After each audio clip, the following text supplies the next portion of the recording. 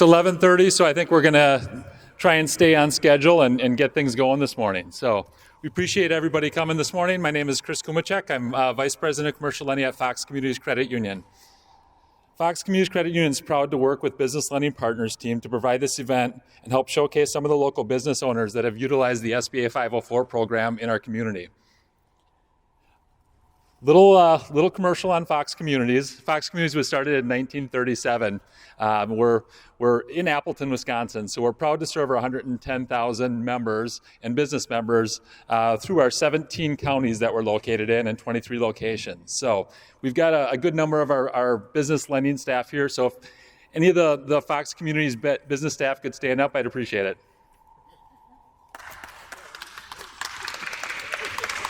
Just want them to make known if there's any business owners here that have any questions or have any business lending needs after the program today, feel free to reach out to any of them today or stop by one of the branches, give us a call. We'd be happy to help and talk about your projects. So today what we're planning on doing in the event is we're working with local business owners in various stages of their business life cycles.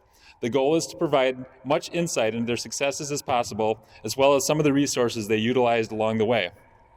With that said, the plan is to discuss a couple of items, including transitioning from a professional athlete to a business owner, building and executing a business model around a need in the community, as well as when and how to scale a business and the obstacles along the way. Additionally, our panelists here would be interested in hearing from you. So if you have any questions, we're going to have a Q&A session at the end of the day today, or the end of the program today. So keep your questions to the end and make sure you come up with some good ones. With that said, just a couple of reminders for when the seminar gets done. Jason and Emily Birkin have been gracious hosts for us, and they're willing to do tours of the facility after the seminar today, as well as we're going to have some food from Parker John's and some drinks and snacks from Sal's Food Center as well. So stick around after. Feel free to get a tour. Be happy to show you around. With that said, it's my pleasure to introduce a special guest today at today's event. Impact Sports Academy, our gracious venue host, was quite the development here for the town of Lawrence. So Patrick Wetzel, the town administrator, wanted to join today's event to share a couple words about the project, about economic development, as well as the importance of businesses in our community. With that said, Patrick, the floor is yours. Thanks, Chris. Thank you. Thanks, Chris. Welcome, everybody, to the town of Lawrence and to this great facility. This is a cool thing to be on a baseball field speaking. So usually when I'm out here, it's coaching, 7-year-olds, 10-year-olds. I got the opportunity to coach some 7-year-olds against Jason's 7-year-old team this summer. So that was a cool experience. The Griffins against ISA, right? No, this is a really cool day. They told me to be brief, so I will be. But this is a very nice facility to be sitting in. We've been working on this for about 5 years, which is about as long as I've been the administrator for the town of Lawrence. It's really cool to be working with the Birkins, not only on their business as small business owners, but also as residents of the town. So they live here, they make their home here, in addition to running into them every day, just through the walks of regular life and on the baseball field. So it's really a cool project here. It started with us working with the Birkins to try to find a couple of acres for their business. And what it turned into for the town was about 200 acres back behind here that the town is searching out active developments. And it's really kind of turning into a cool business park that's focused on sports. And we're working on indoor soccer, we're working on rugby. We're going to look at, obviously new homes are building in the back here, and then also baseball fields, soccer fields, and just a nice park that's anchored really by Impact Sports Academy. So it's been a great thing for us. In working with small businesses, there's really nothing like it. It's our favorite, I would say, just because of the investment that the owners make into the community. It's nice to work with everyone, but small businesses seem to be the coolest projects. So I'm looking forward to hearing from the panel today. And again, thank you all for being here, and welcome to Lawrence. Hopefully we'll see you again soon. Thanks. Thank you, Patrick. Appreciate it. Secondarily, and I wanted to make an introduction of Patricia Grimm. Patricia is the portfolio manager for Business Lending Partners and our advocate in the northeastern Wisconsin area for the last 25, 30 years. So Patricia, we appreciate everything that you've done, and the floor is yours. Wow, 25 or 30 years. You just aged me. Thank you very much for that introduction. And thank you so much to Fox Communities Credit Union for sponsoring this event, allowing us all to see this incredible facility and to have some amazing food after the presentation from Parker Johns and Sal's. BLP designed this series of events to provide a platform for the businesses we've worked with to share their stories and help other business owners navigate the sometimes crazy world of ownership, development, and expansion. I've been with Business Lending Partners for almost 5 years, not 25, and it was my pleasure to work on each of these business expansions we'll be talking about today. One of the things I love about being a part of BLP is being able to witness firsthand the impact we have on each business and through them on the community as a whole. Business Lending Partners, using the SBA 504 program, works with lenders like Chris and a number of you out there, and with municipalities like the town of Lawrence or the village of Hobart to assist in economic development. We help grow the local tax base, support business growth, and create new job opportunities in the community. To accomplish this, BLP partners with lenders to provide a loan to a business. So why would your business want to work with two lenders? The SBA 504 loan structure is most often 50% lender, 40% SBA, and 10% from the borrower. As our interest rates are often lower than commercial loans, those two loans combined offer you as a business owner a lower blended interest rate. Also, the SBA portion, is fixed for 20 to 25 years. Using the SBA 504, your lender's portion, that reduces your down payment to 10%. And if any of you have done commercial lending, you know 10% is a really good percentage in. And lastly, our eligibility criteria is often broader than what a lender could do on their own. And so loans that might otherwise not be able to be done can happen using the SBA 504, and you still get to keep that relationship with your current lender. Anyone wants to know more afterwards? There are a lot of people here from BLP. If you would all stand up, please. So if you have any questions, you can ask them or me, and we'd be glad to help you in any way we can. So again, thank you, Chris, and please join me in thanking Fox Community Credit Union for sponsoring this event.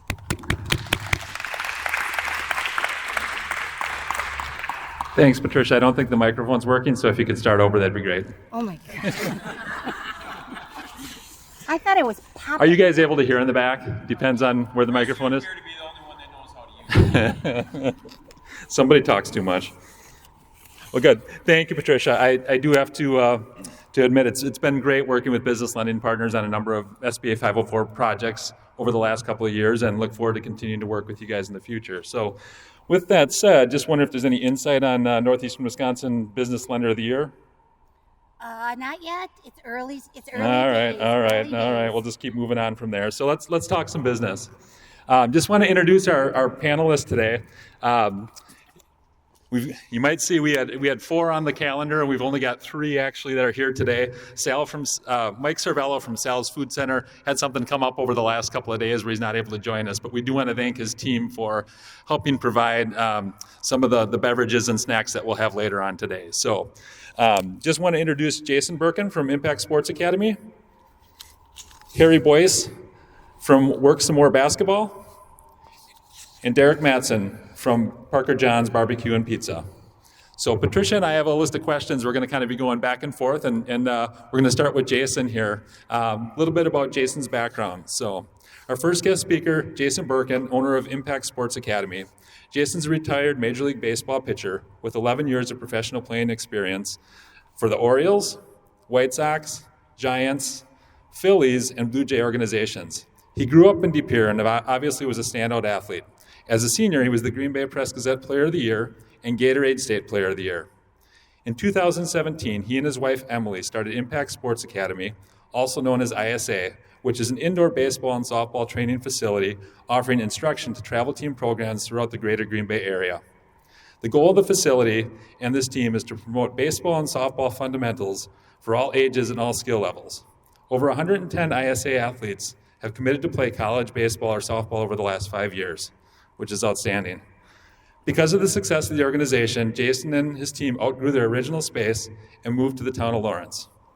So Jason, my first question is, 11 years in the Major League Baseball, you probably have a lot of good stories to share. We'd like to hear some. Name some names. Don't name some names. I guess I'll start with one. I think you had told the story a couple times, though. Is it, you struck out, was it Derek Jeter or A-Rod or Griffey? Oh, 3 of them, actually. Well, attaboy. That's good, yeah. Well, good. What are some of your most memorable experiences playing in the major leagues? Yeah, was lucky to play for a while. There's a lot of good stories. I was talking to my wife Emily about it last night. Where do I kind of go? But the one that kind of stood out to us was my rookie year. I'd just gotten called up, was in the minor leagues, and you make no money in the minor leagues, unfortunately. So I just getting up, made a little bit of money first couple weeks, and we're going on our first road trip. And when you go on your road trips, typically, at least my understanding was, the older guys bring you out to a really nice dinner and they pay.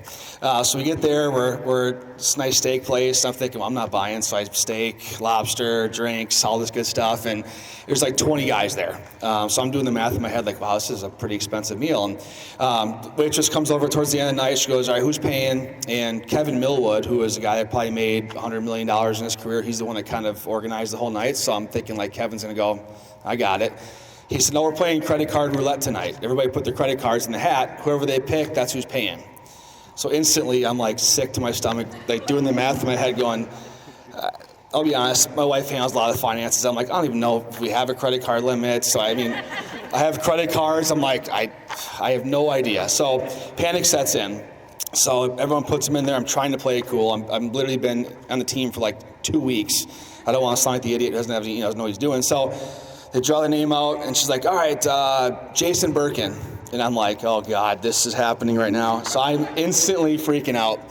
So she's like, we'll bring the bill back to you in a little while. And now everyone's like, 2 more bottles of wine, 2 more of these, 2 more of those. And now it's like a joke because they're not paying.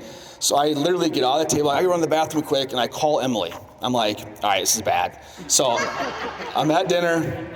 We're playing credit card roulette. My credit card got drawn. And she's like, I'm not going to say exactly what she said, but she's basically, why? I'm like, I don't know. But what's our credit card limit? She's like, I don't know. Whatever it was. I'm like, doing them, come back, hands me the bill. It's like $19,000. So I'm like, I don't think my credit limit's that high. So she goes, she's like, here you go. It's like a real bill. And I'm like, filling it out. And I go to Kevin. I'm like, what should I tip? I don't know how to tip on 20 grand. He's like, give her like 5,000. I'm like, holy buckets. So I'm filling it out. I'm like sweating. I'm like sick to my stomach. And all of a sudden the entire table just starts busting out laughing. And they're like, you thought you were going to pay? I'm like, yeah, I thought I was going to pay. I filled out the whole receipt and everything. So Kevin Miller was like, give me the receipt. He ends up paying for it. And that was my first taste of like the big leagues, I guess. And for like months after, guys were handing me receipts, laughing at me, and I'll never forget. I ended up going on more dinners, but I made sure I knew what the rules were before I went on the dinner, because I literally called my wife. I'm like, what do I do? She's like, I don't know, figure it out. And it was pretty bad. So that was my first real taste of what life was like up there. And fortunately, I didn't have to pay for it. And that was a pretty scary day, to say the least. Yeah. Derek Parker Johns for that next meal, right? Yeah, exactly. $20,000. So 11 years in professional ball, and then in 2017, you start the academy. Tell us about your transition from professional athlete to business owner. Yeah, so when I started playing, a big goal of mine was to try to come back to the area and give back in any way I possibly could. So we started, after my first year of playing, we started the Birkin Baseball Camp, it was called. We'd come back to West De Pere, where I went to high school, and we would do a camp every year. I'd fly in professional teammates. In the first year, I think we had 30 kids, and then by year 5, we had 300. And we did it every year. We did it for 10 years. So that kind of gave us the idea and kind of the platform to start. And every year we came back, I'd add a pitching camp, add a hitting camp, and they always would fill up. And we had so many parents asking, like, hey, how can we get this kind of as a full-time thing? And throughout other parts of the country, you saw a lot more of travel baseball and facilities, and we were kind of didn't really have many options up here to do that. So that kind of gave us the idea to come back and make it a full-time thing. The biggest hurdle and challenge I had was getting my wife Emily to move to Pierre, Wisconsin. She's not from here. She's from Seattle, and we lived down in Georgia for 10 years. So going from Georgia to Green Bay was a bit of a jump, and unfortunately every time we came back, it was like in December. So she never got a chance to see like the actual nice months of the year we have up here. So once we retired, it was kind of the next logical step was let's go back, let's start the facility. Not really know what to expect, but knowing that we had a really good start based on the camps that we did, and that kind of transitions into the sports academy that we started, and we had a pretty good following of kids that were already kind of taking part of what we're doing, and that's really kind of how the idea started and how we started Impact Sports Academy. And even some of the guys that worked the camps with me, Eric Cordier, who's a major league pitcher from Southern Door, he did all the camps for me all 10 years, and now he runs our baseball division. So even some of the guys that were part of it from the very beginning are now working at ISA.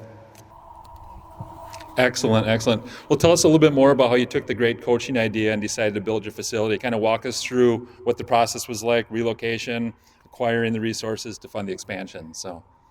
Yeah, so the biggest thing was finding out kind of where we wanted to start from a location standpoint. When we came back for one of the camps, we kind of started looking around, and we had thought of maybe potentially building right away. Didn't know exactly how we wanted to and where to start, but luckily we were kind of driving around through the area, and on Schuring Road there was warehouse space for lease. It said like 15,000 square feet. So I, ironically enough, called the number on the phone, and lady answered, and I started talking, and she goes, "Is this Jason?" And I'm like, "Yeah." She's like, "Oh, this is," and I was a friend of ours who actually owned the building. So brought us in there, showed us around, had a little office space in the front, had about 12,000 square feet of warehouse space in the back, and brought the staff over that we had on already, and we kind of looked around like we can make this work. So we rented the space out. We bought used turf. We bought netting and used a bunch of used netting, and a lot of sweat equity those first couple months. We painted everything ourselves. We kind of redid everything ourselves, and then down the strip mall that we were in, another space came available, and she called me and said, "Hey, we got this other space. Do you want that too?" And I said yes, and then I told Emily I said yes already, and she's like, "Oh my gosh, here we go. It's already starting more and more and more." So luckily we did it, because our first year we ended up having a lot more teams than we imagined. But again, we kind of did the entire thing ourselves. We hung the nets ourselves. We put the turf down. We just kind of figured it out, and that's where things started there. The first year our goal was to have 7 teams. We ended up having 18, and then all of a sudden the next year we had 26, then we had 35, and then before you know it, we have 50 teams, and we got to a point where we just didn't have enough space to keep kind of growing. And that's kind of my mindset. I'm always pushing to try to expand, try to add, and it got to a point where we were kind of handcuffing ourselves to the space that we had. So at that point, we started looking around for opportunities to build. I called Mr. Tabaldo, who was a friend of mine from way back in the day, and he told me he's in the town of Lawrence now, and that kind of started that whole process of looking at opportunities within the town of Lawrence, and found this beautiful space here. And then we started the process of the funding, the lending, and went through the process with you guys, which was amazing. And then we were able to expand and build the facility that we're in now. But the good thing was it was slow and steady progress with us, and I think we built it the right way, which allowed us to really make sure we were, checking boxes, not growing too big, because our goal always was trying to make it still feel like the small academy that we were in the beginning, because I think that's what made us great, was the connections with the kids. But we just have more space now, luckily. It seems, I'm sorry. It seems that most entrepreneurs have had a mentor. Is that true for you? And could you tell us about who that is? Sure, yeah. The one awesome thing about the sporting world in general. Just you make a lot of really good friends and connections throughout my playing career. And throughout the years when I was playing, those 11 years, a good friend of mine who actually was a teammate of mine at Clemson, his name was Aaron Trolia, he was doing something very similar actually out in Seattle. And so I had heard through some other teammates that he was doing that. So I called him, and he sure enough started doing lessons, and he built this place called MPA. It was a huge academy, and he had hundreds of teams. And I started talking to him. The first time I talked to him on the phone was for several hours, just trying to pick his brain, and kind of told him what my goals were, and it really aligned with what he was doing.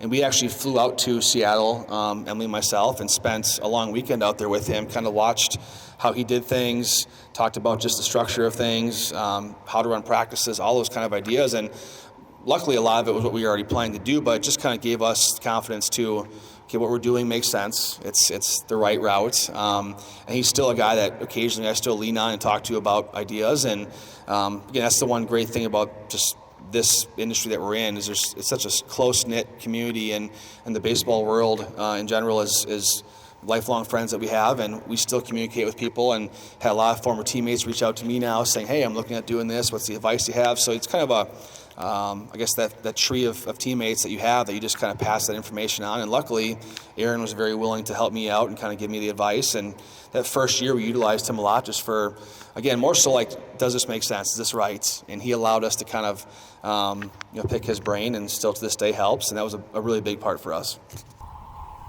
Excellent. Well, as every business normally does, there's hurdles along the way. And one of the big hurdles was, as you and Emily decided to take this venture on, COVID-19 pandemic hit. So as you look at that was right in the middle of your financing, well, as we were all meeting and talking about financing the project. How has it affected COVID-19 affected your operations over the year, and how did you kind of weather the storm and get through it? It was scary. I mean, it was literally right in the middle of everything. And I know, when the building process was going on, our steel got delayed, I think 4 months. We had to push back the date of when the building was going to be done. It was some uneasy days where we were sitting at home going like, man, is this ever gonna end? Is it going to turn? Because we completely shut down, like most everybody else did. And we were very, very smart and protective of our athletes and our families. Obviously, in here, you're around people, you're close to people.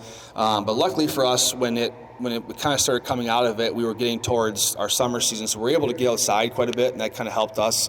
But as we were inside, we took a ton of measures in terms of, we sanitized in between every single session.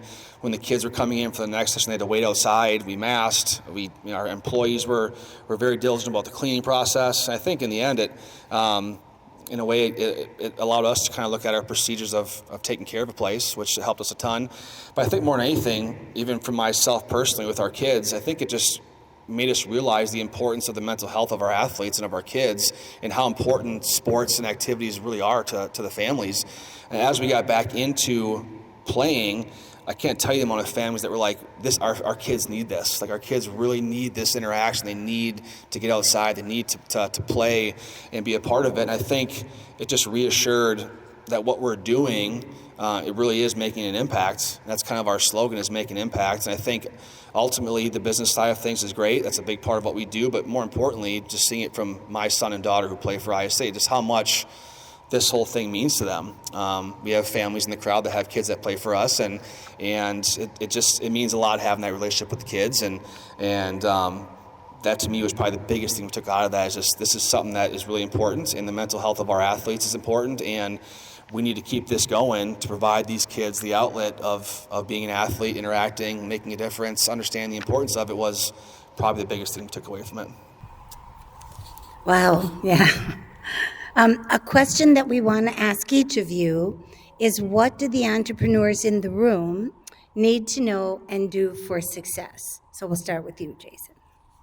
Well, I think the biggest thing for me was I was fortunate enough to have a career in something I'm super passionate about. Obviously, baseball has been part of my life as far as I can remember. I was fortunate to have a playing career, but I think ultimately staying involved in the game, because I cared so much about the game, was something that I was lucky enough to do. So passion behind what you're doing is the biggest thing I would say, is really truly caring about what you're doing, and also surrounding yourself with the right people. We've been so lucky with our staff to have people that are truly, really invested in Impact Sports Academy from a personal level. Some of them are friends of ours, some that we are now friends with, but I think we've been super fortunate to have the right people in place that are truly invested. Obviously, my wife and I together are a big part of this. We're super invested, but when you look at our staff and you go on our website and you see the people that are former athletes, former players, like, we've just been lucky to really have the right people in place that are really, truly invested in our business. And having that day-to-day feeling really, I think, motivates and pushes each other and pushes all of us to just keep this thing going and keep doing it the right way. And I think that probably, me, is the passion behind it, and surrounding yourself with people that share that same passion in the operation. Thank you, Jason. If anyone has questions for Jason, remember to keep those for the end. We'll have a we'll have a question and answer session at the end. So, well, good. Well, next up on the panel here, we've got Harry Boyce from Work Some More Basketball. So, head coach and founder of Team 1848 Basketball, Harry Boyce is a 9-year European professional basketball champion and professional basketball trainer. Following an incredible high school career at Green Bay East, Harry played at the University of North Dakota, where he was named Defensive Player of the Year, 3-time All-Conference, and led the league with a 3-to-1 assist-to-turnover ratio. In 2021, Harry utilized the SBA 504 program to purchase land and build a new training facility in the village of Hobart. Harry wanted to provide young men and women an opportunity to participate in the sport of basketball while gaining valuable life skills. Team 1848 is based on the principles of hard work and love. The Team 1848 family has devoted its time and resources to creating an organization of excellence that centers around the development and well-being of each student athlete in the program. That's very, very inspiring, Harry.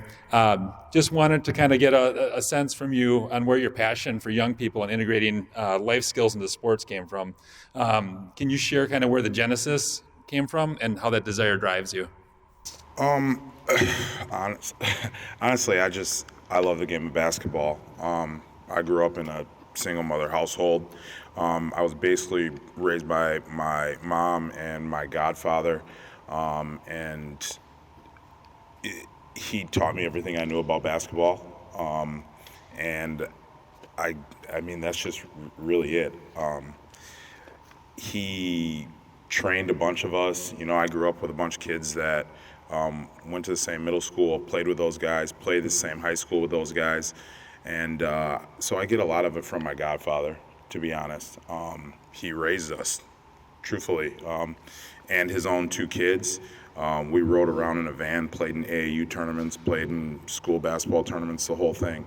So I knew as I was younger that, like, I mean, he's my hero. So I knew that I wanted to do something close to that when it was all said and done. I never thought and I never knew that I would ever get to the capacity or take basketball as far as I was actually able to take it. I just knew that one day, like, hey, if I'm able to do something like this, I'm gonna do it, right? And no better way than trying to inspire and to be around the youth, because I mean, that's who does it, right? That's who does it. Every young kid wants to be a professional athlete one day, right? So that's where it starts. So I would imagine this passion can be both invigorating and draining. Can you share a couple of stories that make you continue to show up every day to work with the kids and keep going? I think, and as Jason knows too, it can be very gratifying and glorifying and all the things, but it can also be very, very frustrating, especially when you're dealing with young kids and you have to have good patience, and then you're also dealing with knucklehead teenagers who can be the worst ever. But what makes me show up every day, honestly, is seeing their success, right? One thing that I've always been proud of, and I'm proud of our program for, is we are truly happy for the kids' success. And we've got kids that don't even go on to play college basketball after they're done playing, and that's the goal if you're most likely playing in my program. But the most satisfying thing is the fact that we know that we've had a part in some type of lesson or some type of road, whether it was they going left or going right, that we were somehow there to influence that or help that, right? I've got kids that go on to play college football, and I'm sitting at their signing day, and the kid starts talking about me, and I'm his basketball coach, not his football coach, right? So that part right there is just being a part of the everyday grind with them, seeing the growth in them. And honestly, that's the part that I really enjoy, and you might be able to attest to this as well, Jason, is being a competitor. This is a way to stay competitive, and you can enjoy this process that we both went through when we're being recruited and things like that. You get to enjoy it by seeing the kids now get to do it, and that's the best part to me, is I can answer questions. I've been there. I know how they're feeling. I know what they're feeling. All those things. Excellent. Excellent. Thanks, Harry. So we've heard about Jason's transition from professional athlete to owner. Tell us a little bit about your journey through high school and college and overseas, and then into the business world. So I graduated from Green Bay East, and before that I went to Notre Dame. I ended up going to Green Bay East a year after that to go play with the rest of my buddies that I played with, who all transferred there.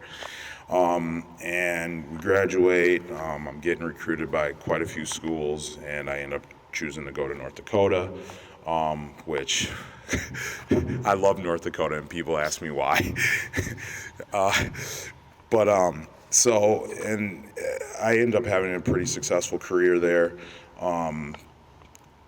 It got to a point where I kind of figured that I kind of realized that, hey, the NBA may not be it, but my coaches, and I'm getting contacted by agents my senior year, and they're saying, hey, there are other avenues where you can be really, really good, and you can make a lot of money, and you can, basketball can be your job.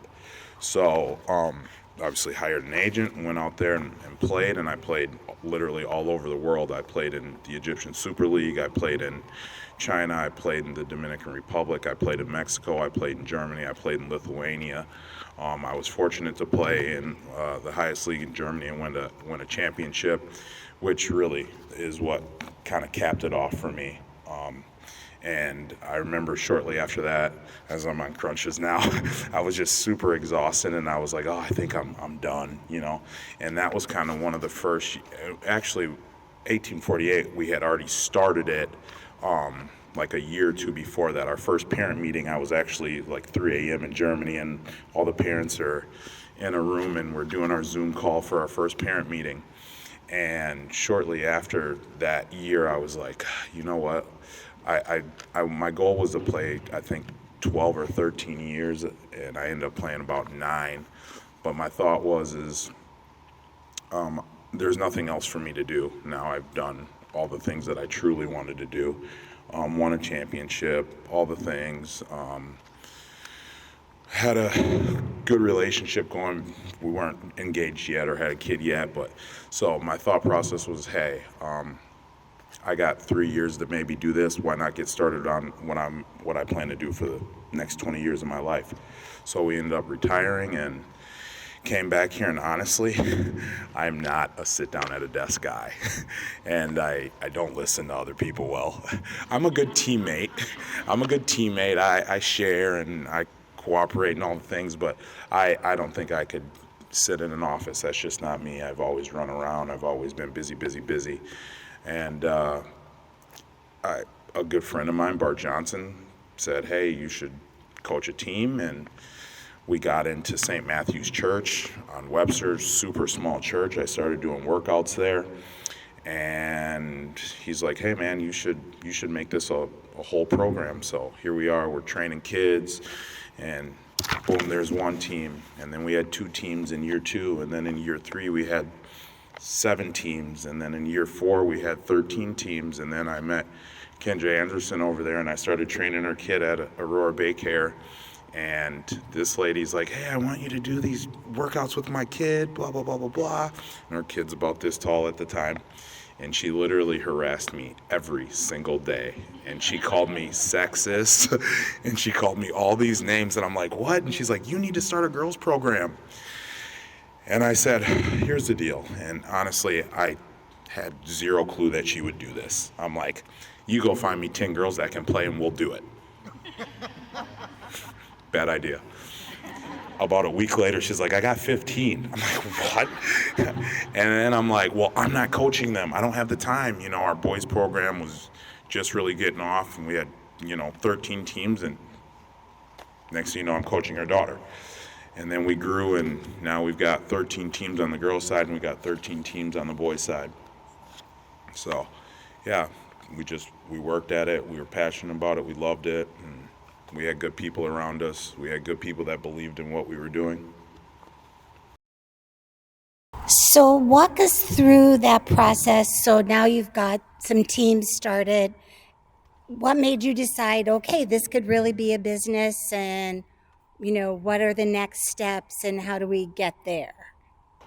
Well, the training stuff really started to blow up, and the business model honestly was, okay, we're gonna train kids, we'll start to build teams, and then the money isn't going to come from the teams. It's going to come from us having the kids in the program to train them, right? That was my thought process of like my business model. Like, I don't want to make money off the teams. What I want to do is make the kids better, and they want to play on the teams. And then we travel all over the country, and we're going to play the best competition we can absolutely play. And so it got to the point where we were doing that, where kids are getting Division I scholarships out of our program, Division II scholarships. They're going to play D3, NAIA, junior college. They're just playing at the next level, which is the goal. And next thing you know, we moved spaces again. We moved to Cash Street, the old St. Mary's roller rink, where I went to school. Leased that out, and we couldn't fit anybody else. Truthfully, we had no more space, and so I asked Kendra if she could possibly help me. And honestly, we looked at some shell buildings, and it wasn't what we needed. And then by the grace of God, I don't know how this happened, because we weren't even ready for this, to be honest. It was something that we were looking at down the line, but we got a call, and they said that there was some land in Hobart, and next thing you know, we got a building. It really happened really, really fast. Is faster than we weren't ready for it, but we had to rock and roll because the opportunity was there. Excellent. Well, you definitely sound like a guy with a vision. So, well, what do you foresee for the future for yourself and the business? Honestly, I just want to be the best. Like, the truth. I want to be the best program. We want the best players. We want the best parents. We just want to win. We want to grow, obviously. Eventually, we would love to have an extension or to do another build out, but we just want to be the best. We want to put out the best product. We want to get kids into college. That's it. That's great. So, same question that we asked Jason. Most entrepreneurs have had a mentor. And you talked about your godfather. I don't know if you had a business one. Is that true for you? And can you tell us about that?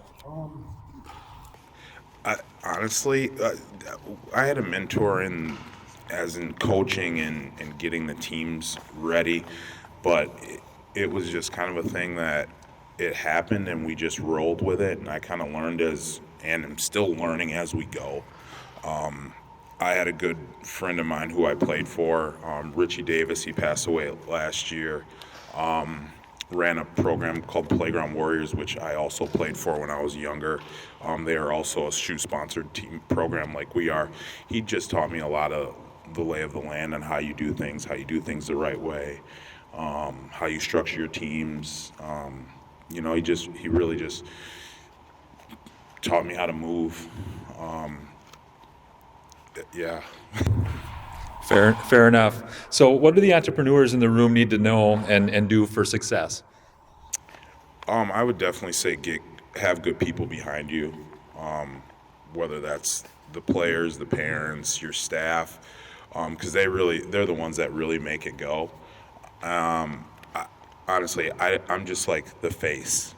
I'm the face of it. I yell and scream at the kids and I coach the heck out of them.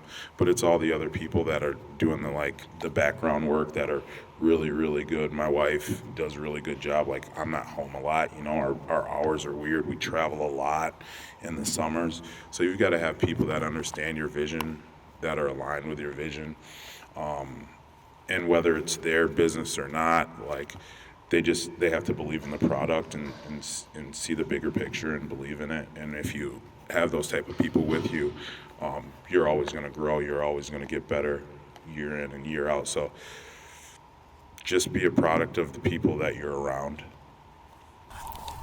Okay, thank you. So you talked about people that helped you, Kendra from Stevenson National Bank, the town of the village of Hobart, and people that helped you along the way. I know Matty his wife was a big help for him.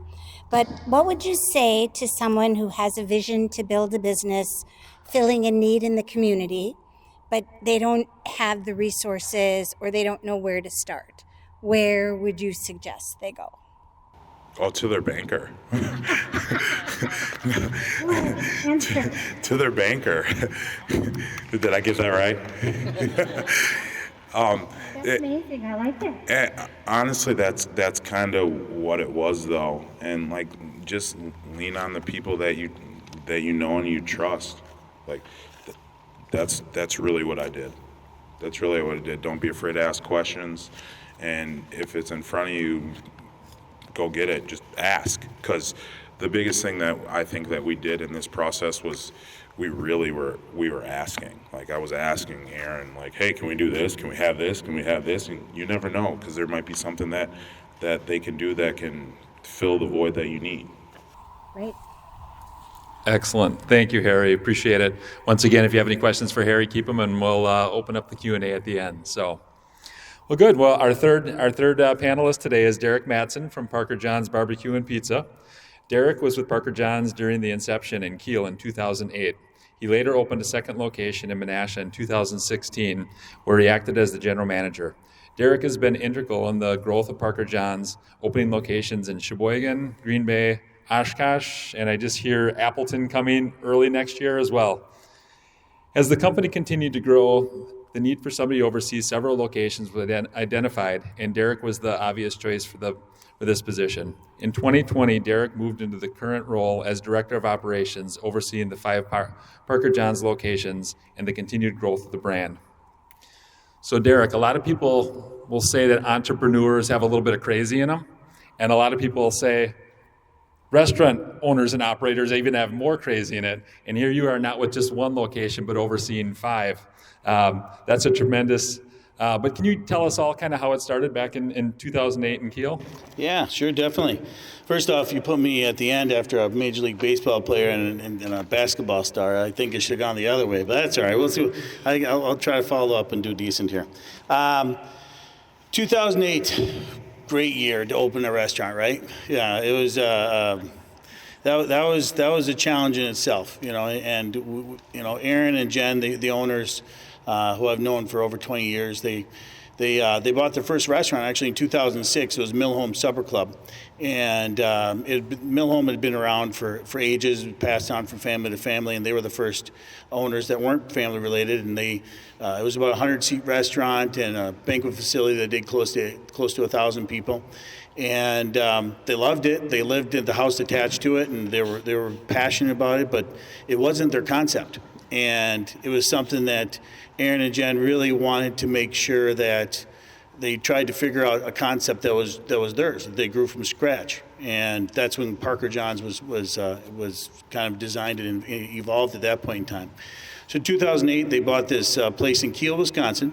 It looked like a pole shed, and kind of demolished the inside of it and redid everything in there. And barbecue was not attached at that time. It was just Parker John's Pizza. And we had pizza. We did a little pizza buffet, and then we had sandwiches and some pasta.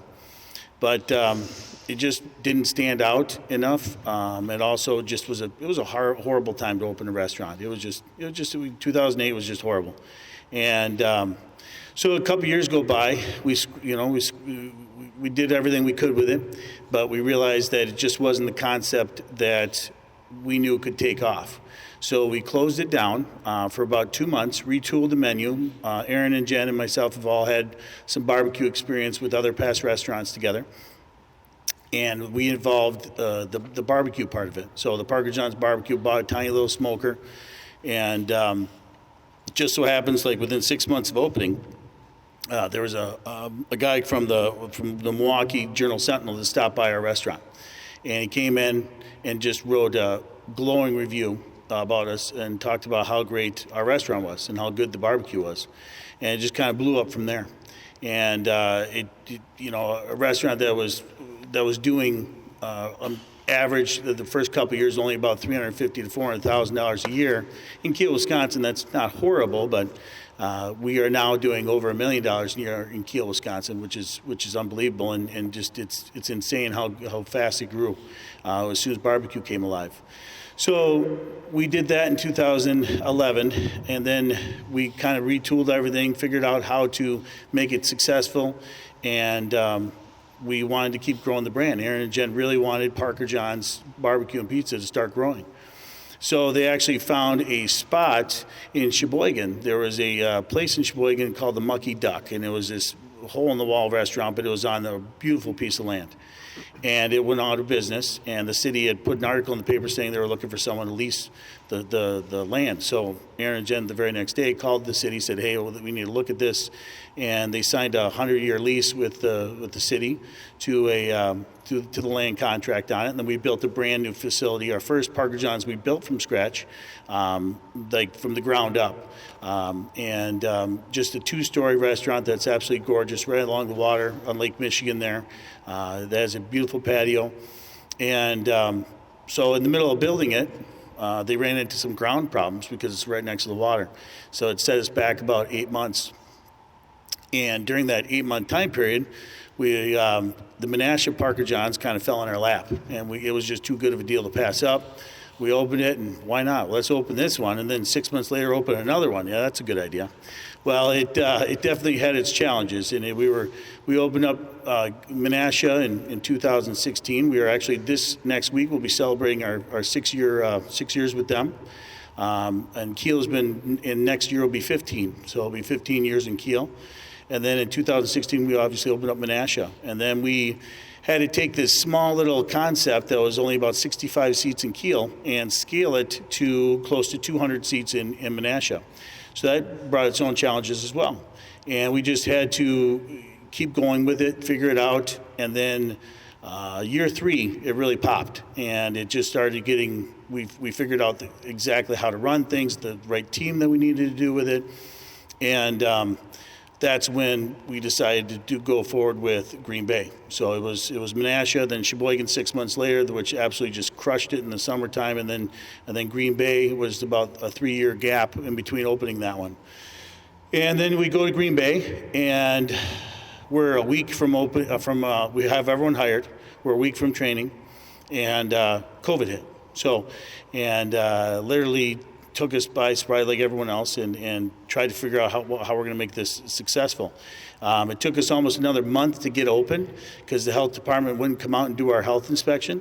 We were actually the first ever virtual health inspection with a camera just to get us open. And then we kind of had to walk and crawl before we could really get open. And, normally restaurants and businesses, they have what's called a honeymoon phase. And you have a 2 to 3 month window where you just get absolutely clobbered. And it's your experiences and everything that you bring everyone in. And that wasn't the case because of COVID. So you had to figure a whole different model and, frame and everything you had to do with to-goes and the COVID model with the amount of people you could have inside and everything, and people getting mad if you were too close seating them to another table, and there was just so much that was involved in doing that. And but it gradually got better, and we started doing extremely well in Green Bay. Year 2 was unbelievable. They're having a record year this year. And then, we ended up starting to look at other properties, and Aaron and Jen we always say when Aaron gets bored, he goes and buys another restaurant. And that, so he went and found one in Oshkosh, kind of fell in our lap. And we opened up that one in February and just had an amazing opening. And that one's doing extremely well. And then we ended up, we have another one, the old Beefeaters location in Appleton off of Ballard.